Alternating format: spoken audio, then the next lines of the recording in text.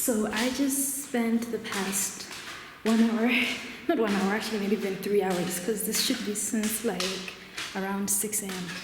looking for my driver's license. So I woke up and I realized that I had to go to the spa today, and I wanted to check if I could, I always check for everything I need to get on the road. Just give me one quick moment. Okay, I just wanted to mount that. So, God, am I this week? Like, I'm walking down the stairs and I'm breathing so hard. Anyway, so I wake up, I'm checking for my driver's license. I can't find it, checking my purse where it always is. It's not there. So I always freak out. I feel like that's my biggest weakness. I always freak out when I can't find stuff. So I start searching and looking and I can't find it. So I've spent the past 3 hours kind of just cleaning my entire house and I couldn't find it. So on the plus side, I found my original license because the other one was the duplicate.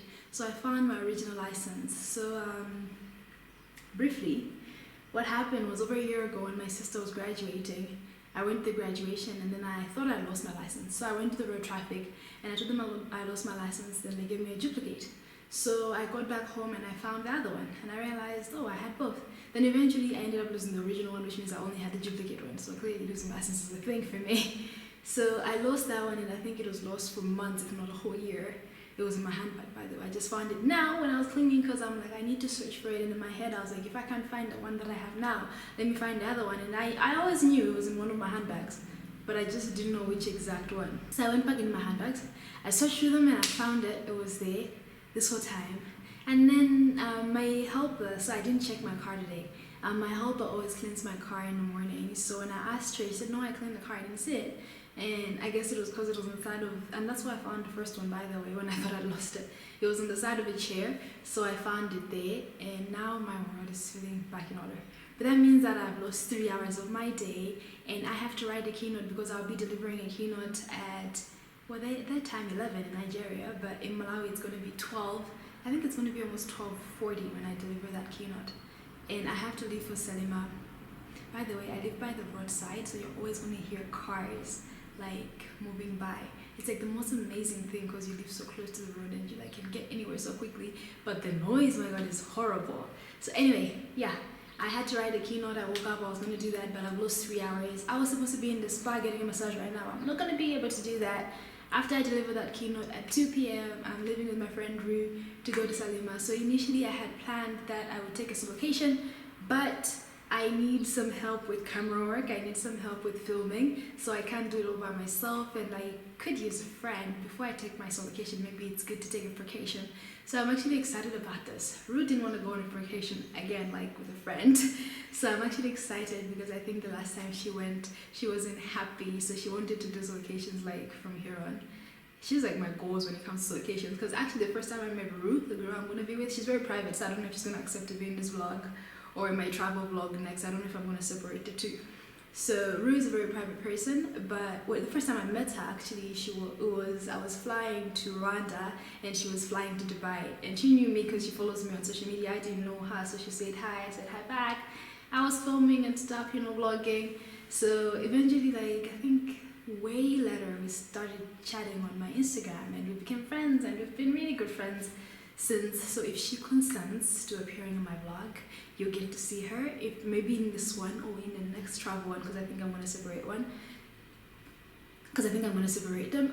But right now I haven't even eaten. Bikes, yeah. But right now I haven't even eaten, so let me eat quickly and then let me work through my keynote very quickly, because it's something that I know, but it's good to have key talking points to know exactly what you're going to say. So I'm going to quickly write, and then I'll probably insert footage of the keynote itself. In my keynote, I'll be talking about why I decided to leave the Lions Club International, and not like instantly, but years later, established the Ntha Foundation. My foundation is still in its infant stage. We have so much work that we want to do, and I'm like 25. It's work that I want to do too. I'm like maybe 60.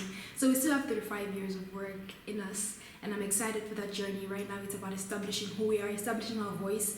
So one of the key things for me when I established my foundation was about that I was in philanthropy work in the Lions Club International. We were doing a lot of philanthropy work, giving away stuff, helping people. But I realized that every time I would go out and give away stuff, then would leave. And then I'd feel it in me like, we need to do it again. There was that cycle that we've created where we've helped them, but they're not going to be able to do it by themselves. So we must go back and help them again. We must go back and help them again. And in the long run, I'm like, that's not sustainable. That's not something that we can keep up. So that's why I left the Lions Club International, because I feel like it was a cycle, doing things that are not sustainable. And I feel like for me, I'm that one person who doesn't believe that I must change the system. I believe in creating new systems, so I'm not going to get into something that is working and try to change it into something that I think it should be. That's not my motto. Maybe it should be, but it's not.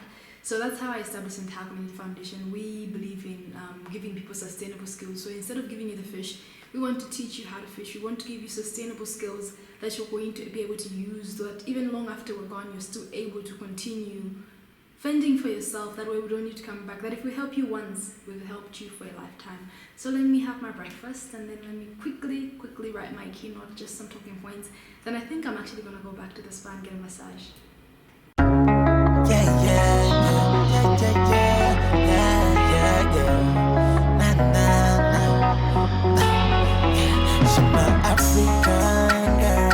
So I've just finished writing my keynote. Everything is done, and I go live at 12:40. So I'm going to try to publish this before I leave the beach. So right now I'm going to rush to go to the spa very quickly. Then I'll come back and I'll get ready. Maybe I'll do some get ready with me video, maybe some clips. And then after that, I'm going to showcase the keynote. So basically the keynote is about creating extraordinary businesses, like I said.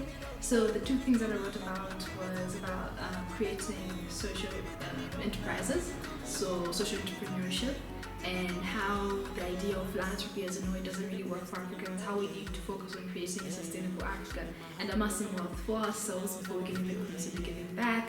And that as we're giving back to society, we must consider giving back sustainable skills and education. And the last thing is about the art of creating businesses. How should you create a business that's going to be sustainable but also very impactful for you? So let me go get my massage one. Then after my massage, I'm going to come back quickly. And then after my massage, I'll come back quickly. Then I'll get ready for the keynote. I get ready for the keynote, I show you the keynote, then I'm going to get ready to leave for the beach today. I was planning to stay in Salima for the whole week, but there is client work that is due next week and I have to come back, then I'll go back again. It's going to be a crazy week, but let me go to the spa for now. Give it to me, girl, now. Give it to me. Give it to me, don't now. Give it to me. Give it to me, don't now. Give it to me. Give it to me. Give it to me. Give it to me, don't now. Give it to me. Give it to me, don't now. Give it to me. Give it to me, don't now. Give it to me. Give it to me. Give it to me. Yeah. I like the way you give it to me, girl. I like the way you dance to the beat. So I'm just coming back from the spa. Had a good massage.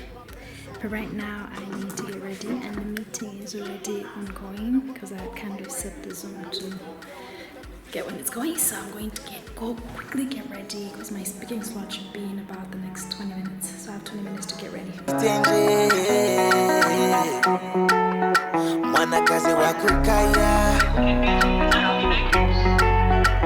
You know you got that fire.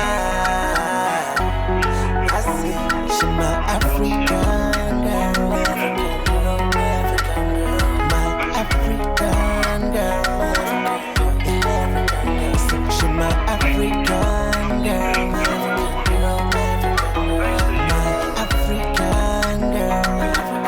Nthanda is the managing director of Ntha Corporation and the founder of the Ntha Foundation. She's a published author, internationally awarded speaker, policy advocate, she's a blogger, she's a major producer, and she is a graduate from the University of Malawi, holding a bachelor's degree in the social sciences, double majoring in economics and demography, and specializing in the socio-economic impacts of women's empowerment.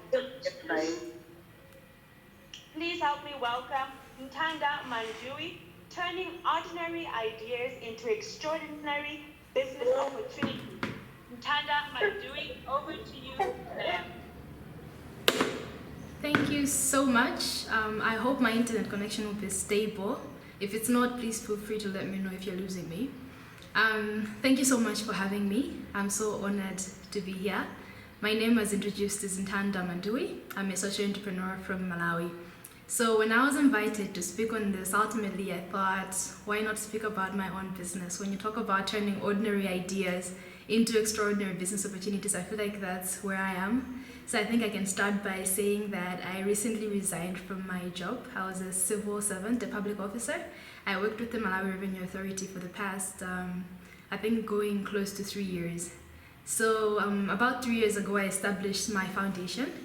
Well, we registered last year, but we started about 3 years ago. It's called the Ntha Foundation. So it's a social enterprise, and I also run my media business, so they kind of work hand in hand together. So I wanted to talk about identifying opportunities in your society and kind of solving the problems there. Why we need more for-profit social enterprises. So just talking about my own business journey, I have always had it in me to help society, to help people around me. So in 2015, I joined the Lions Club International. I'm not sure if you have the Lions Club International where you are, but we have it in Malawi, and I was a very active member in 2015. At the time, I was still in university. I was doing my undergraduate studies. So from that time up to now, I had been in the, not up to now, up to about 2 years ago, I had been in Lions Club International. So we would go into the community, we would help people, create fundraisers, do all these sorts of things and helping people.